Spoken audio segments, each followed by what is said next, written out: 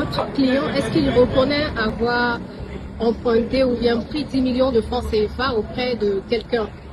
Non, madame, c'est une affabulation, puisque vous imaginez une prétendue créance pour laquelle on est allé enlever notre client, dont le créancier se trouverait en Indonésie et demande à quelqu'un au Bénin ici d'aller réclamer pour son compte la dite créance et à Lomé sans aucun support, sans aucune preuve.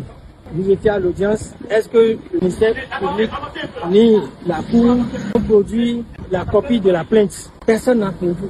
Aucun des avocats non plus n'a produit la copie de la prétendue plainte. Donc, sur quelle base alors cette opération a eu lieu? Vous voyez, ils sont venus, n'est-ce pas, libres.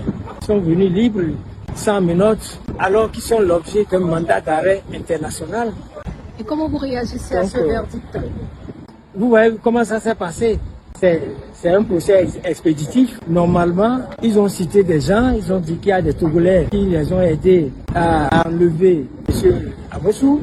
Mais ces Togolais-là, ils sont passés où? Puisqu'ils prétendent avoir traversé la frontière avec ces Togolais. Maintenant, ça reste comme ça. Aucune enquête ne peut être faite pour pouvoir déterminer où sont passés ces Togolais. Ils se sont évaporés dans la nature. Donc, un flagrant délit n'est pas compétent pour faire toutes ces investigations.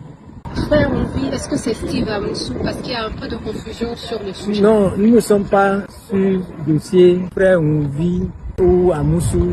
Ici, là, c'est Steve Amossou qui a été enlevé. Et personne n'a dit que c'était Frère Onvi qui sont allés enlever.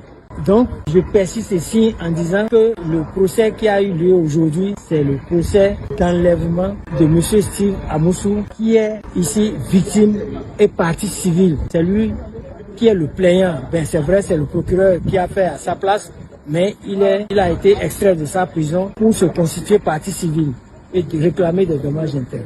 Mais il y a deux dossiers. Dans le second dossier? Oui, le second dossier qui passe le 7. Oui. Donc, en tout état de cause, M. Amossou et Steve n'a jamais dit que c'est lui Frère Onvi.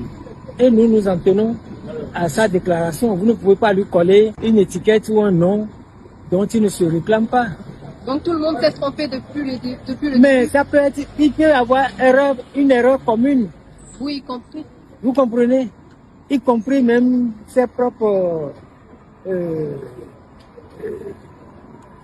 partisans ou tout ça là, il peut y avoir des erreurs. D'accord. Vous comprenez? Mais je vous donne un cas. Moi, je suis Aboubakar Bapar. Vous comprenez? Je suis avocat. Mais on a dit qu'il y a un Baparapé qui a fait accident et que son corps est broyé. Vous comprenez? Et que c'est Baparapé Aboubakar. Moi, j'étais tranquille à l'audience. On me dit que bon, moi, j'aurais fait accident et tout ça là. Vous comprenez? Alors que c'est un autre Baparapé Aboubakar avec le même nom. Vous comprenez? Il peut avoir erreur sur la personne. Le mercredi 21 août dernier, j'avais déjà fait une déclaration pour dénoncer le kidnapping qui est devenu la procédure judiciaire au Bénin, où on kidnappe les gens au Bénin. On avait kidnappé l'un des responsables syndicaux de la CSTB. On va maintenant kidnapper, comment il s'appelle, Steve Amossou au Togo, et on vient le confier à la justice. Et depuis, aucune déclaration n'est faite. Et ce que nous apprenons, c'est que même au départ, on dit on l'a amené à Missérété. Par la suite, on l'aurait amené à la prison civile de Ouida. Et de Ouida, on le ramène à Missérété. Mais c'est quelle méthode judiciaire là? C'est quelle procédure qui fait comme ça? Où on arrête quelqu'un sans procédure judiciaire, sans mandat d'arrêt.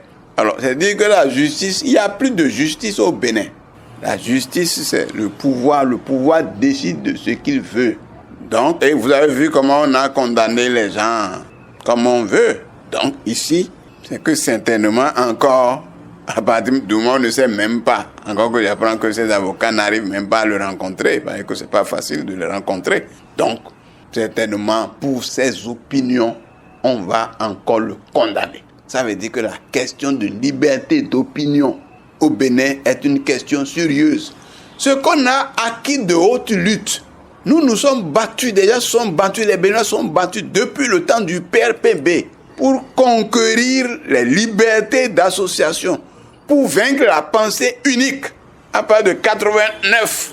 Et justement, aujourd'hui, on est en train de remettre en cause les libertés que nous avons conquises. C'est pour ça que la CSTB, non seulement avait déjà déclaré depuis le 21 qu'il faut le libérer, mais au dernier séminaire du Comité confédéral national tenu à Boycon, les 29 et 30 août dernier, nous avons sorti une motion pour dénoncer le kidnapping, l'arrestation et la détention du sieur Amoussou Stève, et nous avons exigé sa libération parce que en réalité, si nous regardons là, nous voyons que c'est une question d'insécurité parce que on enlève quelqu'un de cette façon-là et tout le monde proteste. Le procureur ne dit rien jusqu'à ce que le procureur togolais a déclaré sur ce dossier. Et jusque-là, notre gouvernement ne dit rien. Logiquement, on devrait libérer purement et simplement Steve Amoussou. Mais vous savez que vous réclamez sa libération pour rien, que vous n'aurez pas gain de cause, non? Mais on ne réclame pas ça pour rien. C'est sur la base des textes. Si on l'avait arrêté sur la base des textes de la République, et ça, la procédure devrait se poursuivre. Mais nous savons ici qu'il n'y a pas eu un mandat d'arrêt et tout ça, tout le monde a dénoncé ça.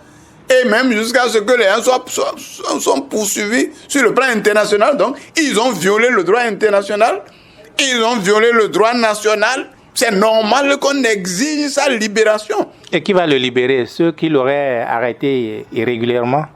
Mais bien sûr, ceux qui l'ont arrêté irrégulièrement doivent le libérer. Et il faut que tous les citoyens exigent sa libération. Sinon, on est dans un état de non-droit. Voilà pourquoi il faut nécessairement exiger sa libération. C'est de ça qu'il s'agit. Et si Steve Amoussou est libéré aujourd'hui, que fera-t-on? Comment pourra-t-on lui opposer ce qu'on lui reproche, c'est-à-dire dans le fond? Qu'est-ce qu'on lui reproche? C'est ses positions par rapport à la gouvernance. C'est les critiques qu'il fait contre la mauvaise gouvernance. Pourquoi on va arrêter quelqu'un qui fait la critique? Normalement, ceux qui critiquent la gouvernance, c'est ceux-là qui aident la gouvernance à s'améliorer. Ceux qui critiquent la gouvernance, c'est ceux qui ne sont pas d'accord avec les méthodes de gouvernance.